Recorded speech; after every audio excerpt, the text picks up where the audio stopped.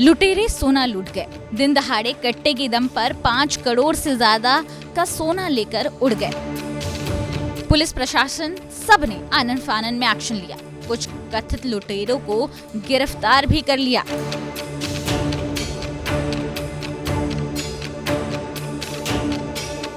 लेकिन सवाल तो अभी वही है, भाई सोना कहाँ है? जिस सोना व्यवसाय की करोड़ों की पूंजी लुट गई, उसे अब भी अपनी पूंजी वापस मिलने की आस है या नहीं? लूट के 14 दिन बाद हमने बात की पीड़ित स्वर्ण आभूषण दुकानदार पवन लाट से, तो उन्होंने क्या कहा आप खुद सुन लीजिए। सिटी एसपी साहब से मिले, दोनों ही पदाधिकारियों से मिले हम।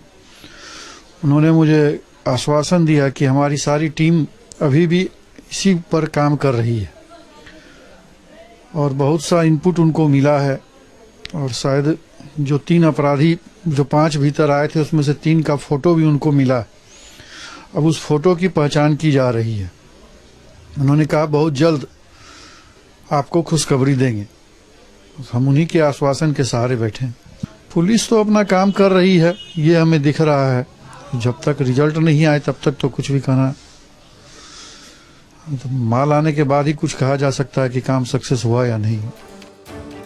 पवन लाट को तो पुलिस पर पूरा भरोसा है, लेकिन वो ये जरूर कह रहे हैं कि जब तक माल नहीं मिलता तब तक क्या ही सफल समझा जाए पुलिस के प्रयास को। तो उनकी गिरफ्तारी हो चुकी है, तो फिर जो सोना लूटा गया वो कहाँ है? इस पर भी सवाल दबी जुबान लोग भी उठा रहे हैं। आपको कुछ सवाल है इसके अंदर?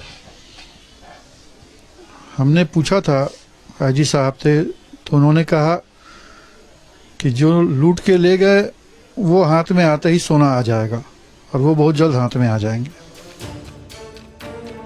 लूट की घटना के बाद से दरभंगा के व्यवसायियों में खौफ बरकरार है। दुकानदार शाम 7 बजे से पहले ही दुकान की शटर गिरा देते हैं।